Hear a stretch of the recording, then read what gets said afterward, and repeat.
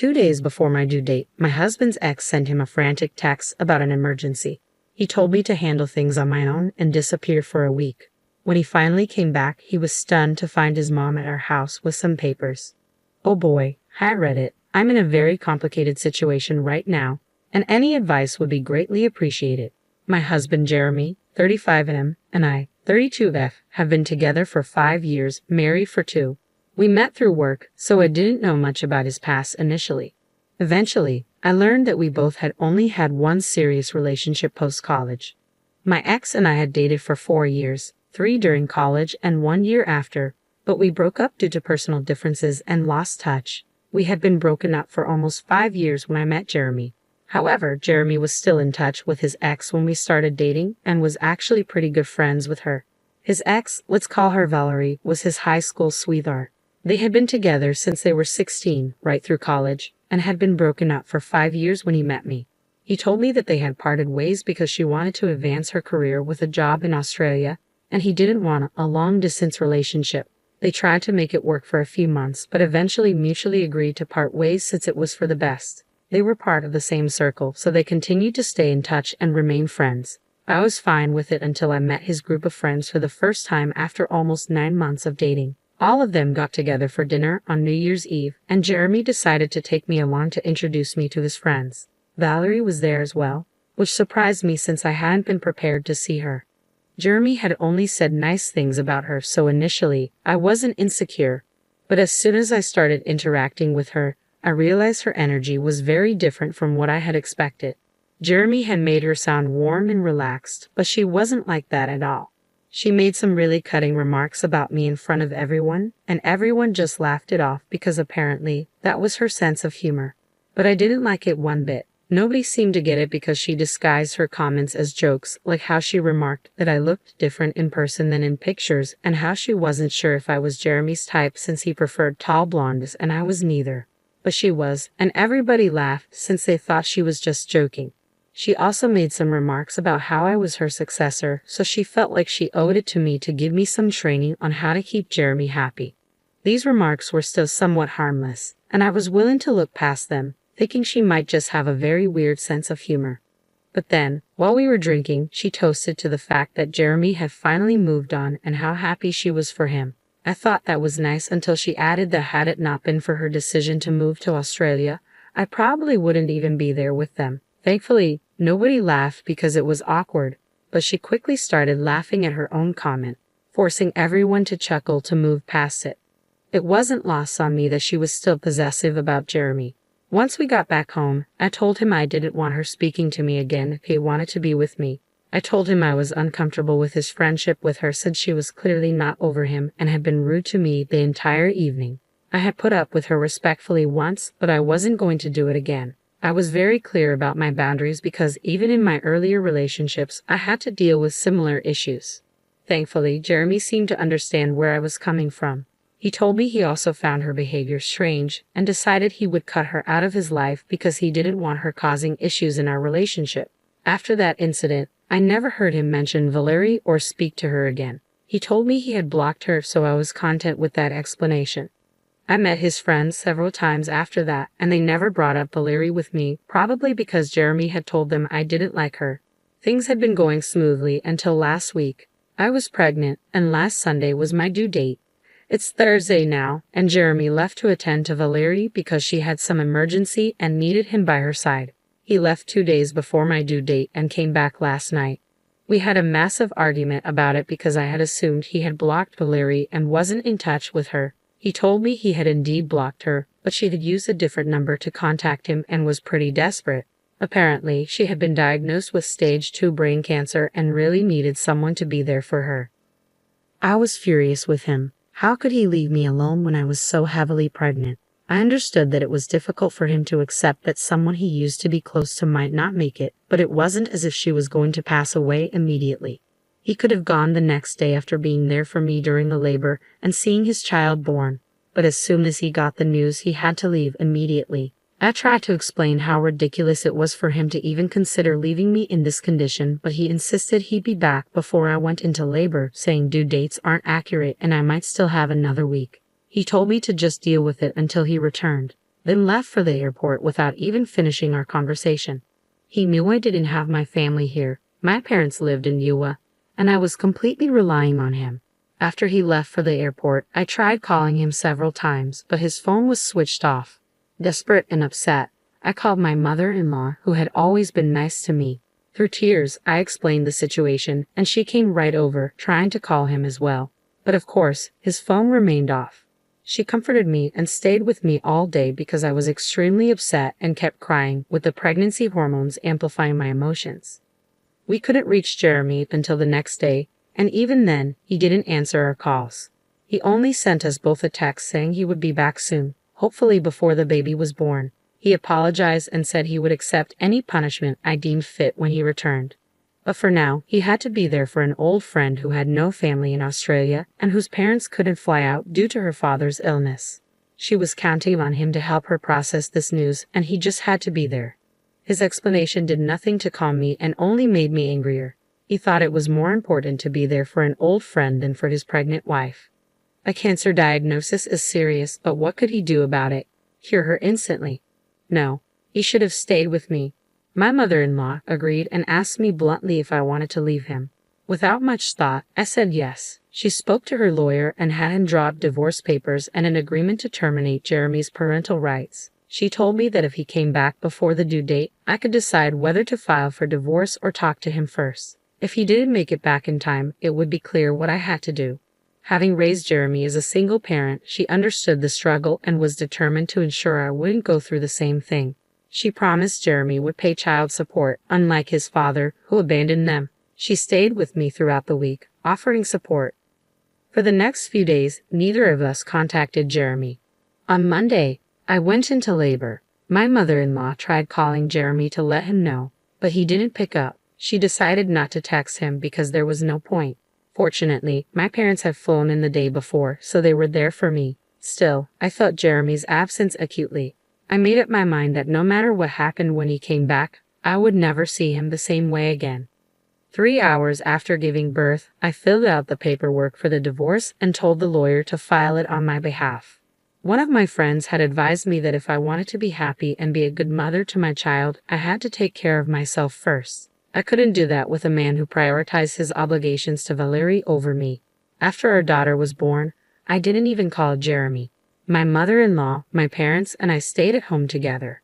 My parents were supposed to leave tomorrow, so it would just be me and my mother-in-law. I told them all about my decision to leave him because he hadn't tried to contact me despite promising to be back before the due date. He had spent a week with Valerie instead.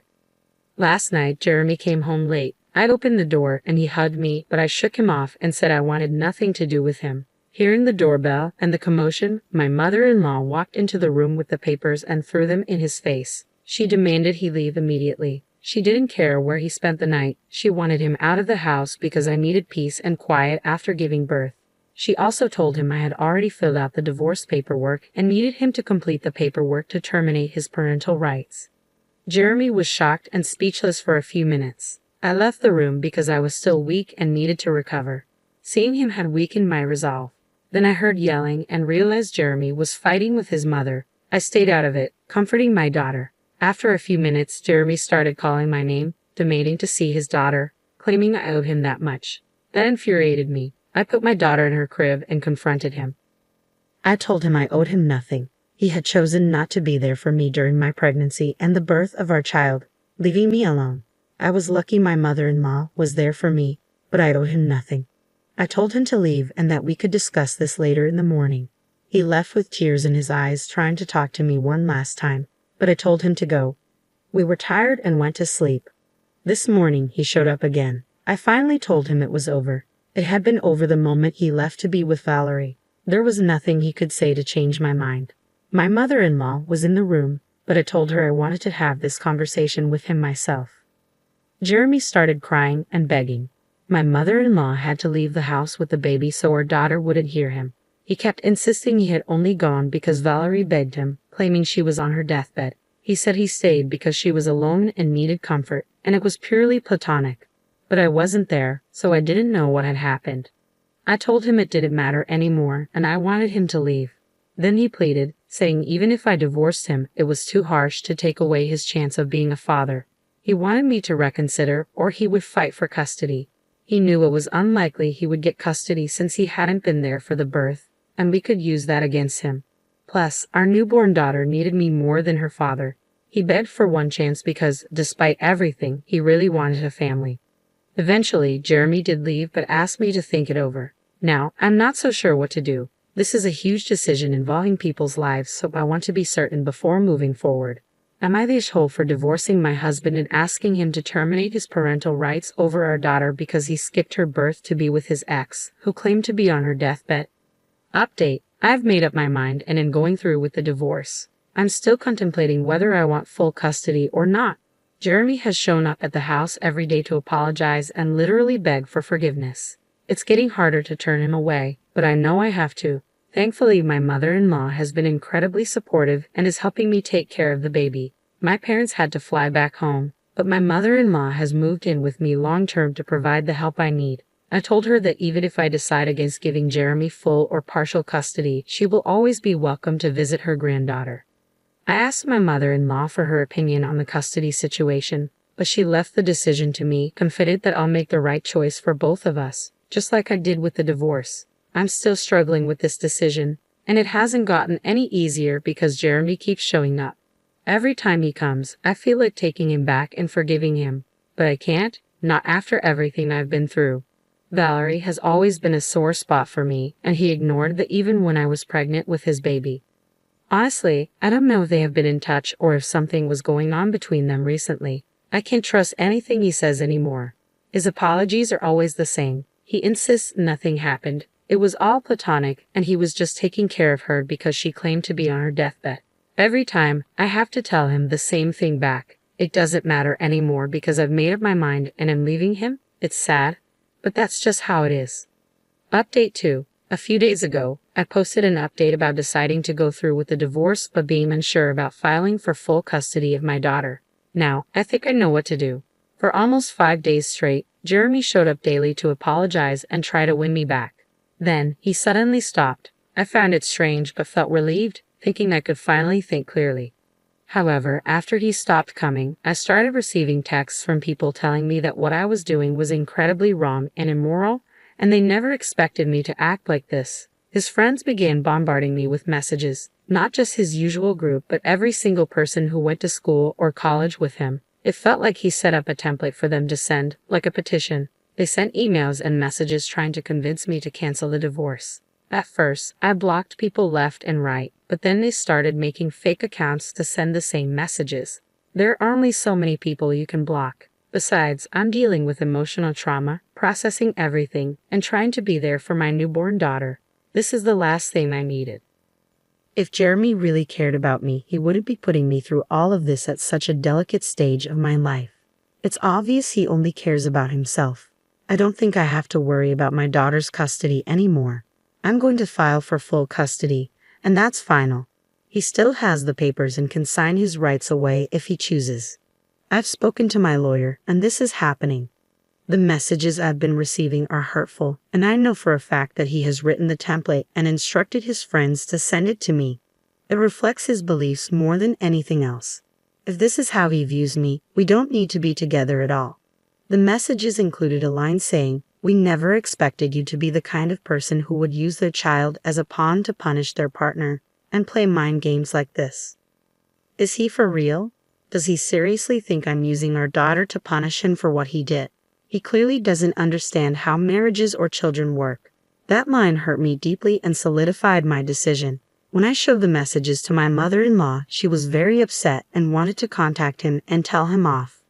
I asked her not to because it wasn't worth it. Confronting him would only lead to him denying any involvement, even though it's clear all his friends are sending the same type of messages. I don't understand why he involved his friends in this. It's not like I'm going to read their messages and instantly stop what I'm doing. Their opinions don't matter to me because they aren't my friends. I've never been close to any of them, so they can think whatever they want about me. I don't care. I guess he thought if enough people started texting me, I'd give in to the pressure. But he doesn't know me at all. I'm not the kind of person who bends to pressure. I did change my mind when he showed up every day begging for forgiveness. I knew letting him back into my life would not be good for any of us, especially our daughter. I might have felt terrible about it, but I still went through with it because I don't bend easily. After being with me for so long, he should have an idea of what kind of person I am. But it's clear he doesn't. It's becoming clearer every day that I'm doing the right thing by leaving him. Even if every single person he knows starts texting me, I will change my mind. In fact, this situation has only strengthened my resolve. As long as the people I love are on my side, I don't have to worry about any of this.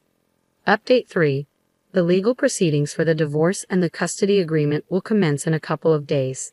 Jeremy has decided not to contest the divorce but is demanding at least partial custody of our daughter. We're going to see how that works out. I'm open to the idea because I'm not inherently evil, but I don't want to implement shared custody until our daughter is at least a couple of years old. That's what we're going to negotiate, and I'm very happy I've made this decision for myself. Now that it's finally happening and hitting me how real all of this is, I thought I would be scared, but I've never felt more sure of anything in my life. I think some of this confidence might be because of a message I received from Valerie yesterday. She told me that she really didn't want to be a homewrecker but needed somebody by her side since her parents wouldn't be there for her. Jeremy was the only person she could think of. She also mentioned that over the past couple of years she had tried to contact him several times and he had always turned her down, saying I wouldn't approve of it. But she knew that her oldest friend in the world would always be there for her, especially if she was sick, which is why she contacted him. She apologized for the trouble this had stirred up in my marriage, but thought I should let him retain his individuality instead of being so controlling. So, I was right that he hadn't blocked her at all, and they had stayed in touch, maybe not in the way I thought. But they did at least speak to each other. The worst part was that she also told me they had shared a moment when they were together and ended up kissing for a couple of minutes. But after that, Jeremy had drawn away from her, saying he couldn't do this, especially while his wife was with his child. She told me that he had not let the kiss last more than a couple of minutes, and that was how loyal he was to me, as if that was supposed to make a difference. It was ridiculous, but yes, I was right about everything. Now, getting the divorce and custody on my terms should be a cakewalk. I've spoken to my lawyer, and we've tweaked our petition to demand slightly more of everything because I feel I deserve it since I've been cheated on. I'm feeling very confident about what I'm doing and know that things are going to work out.